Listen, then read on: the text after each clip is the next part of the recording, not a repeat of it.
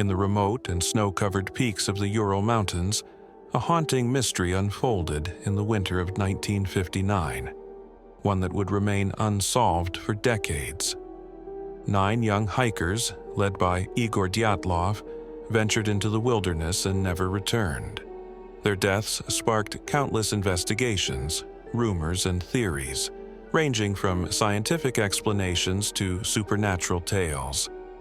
This is the story of the Dyatlov Pass incident, a real-life Cold War-era X-Files mystery. Igor Dyatlov, a 23-year-old engineering student at the Ural Polytechnic Institute, organized a challenging ski-hiking expedition in honor of the 21st Congress of the Communist Party.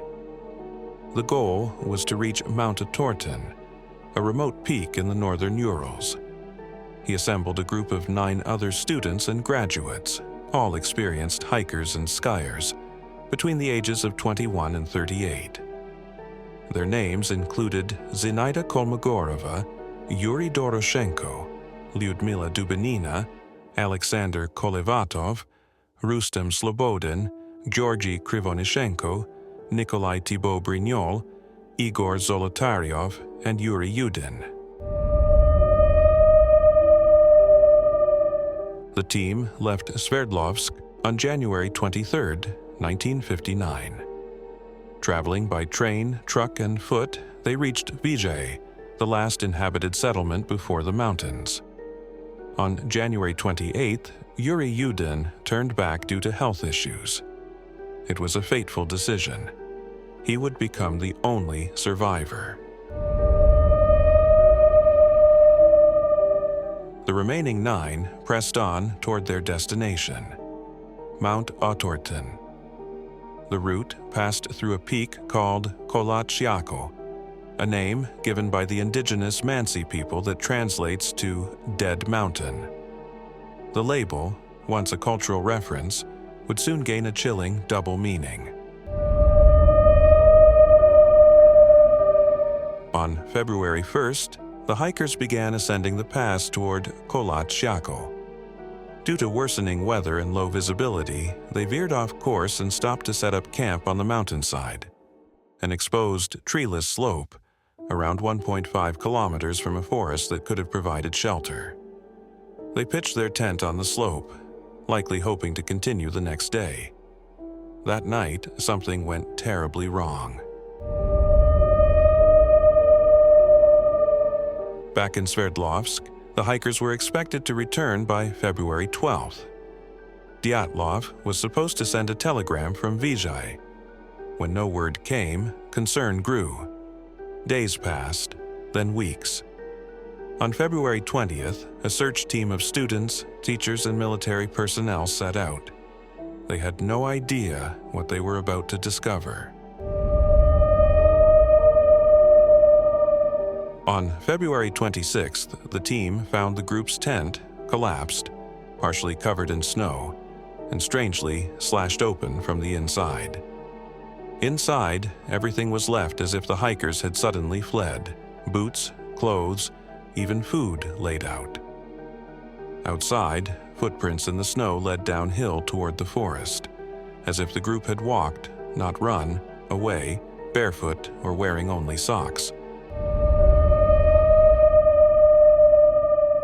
Following the trail, rescuers discovered the first 2 bodies under a tall pine tree at the edge of the forest. They were dressed only in underwear, barefoot, and showed signs of frostbite. Nearby, broken branches suggested someone had tried to climb the tree. A small makeshift campfire had been built, perhaps in a desperate attempt to survive. A few hundred meters from them, 3 more bodies were found: Dyatlov, Kolmogorova, and Slobodin, positioned as if they had died trying to return to the tent. Autopsies revealed no major injuries. Cause of death: hypothermia.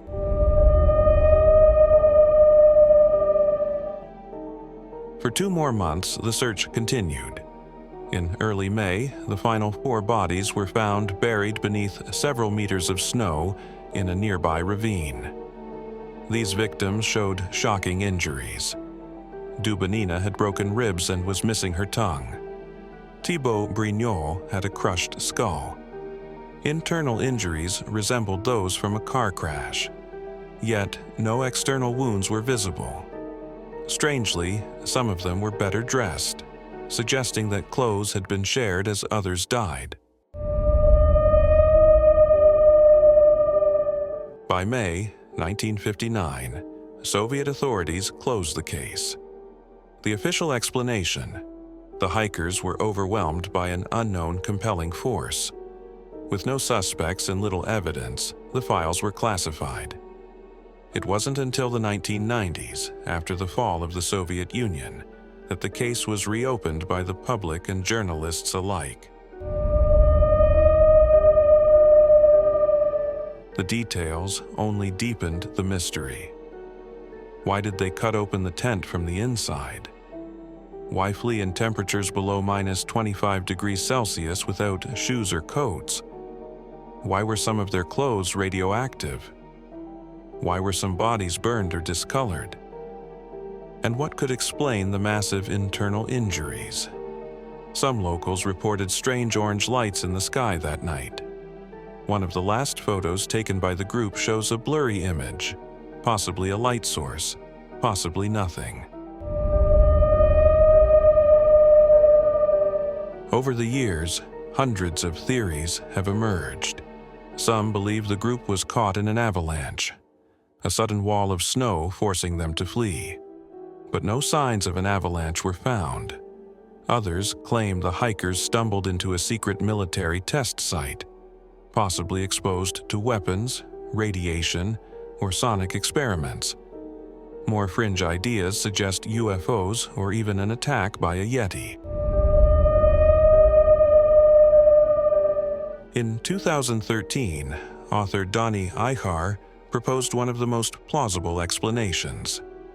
In his book Dead Mountain, Eichar suggested that wind conditions created a rare weather phenomenon called a Kármán vortex street, producing low-frequency infrasound. Though inaudible to the human ear, infrasound can trigger intense feelings of dread, panic, and even hallucinations. In such a state, the hikers may have fled the tent in confusion, later succumbing to the elements. Some amateur researchers have pointed to smoke inhalation. Perhaps a fire inside the tent caused them to panic and flee. This could explain the burn marks found on some bodies. Others suggest paradoxical undressing, a hypothermic response where victims feel hot and begin removing clothing. But this doesn't explain why they left the tent in the first place.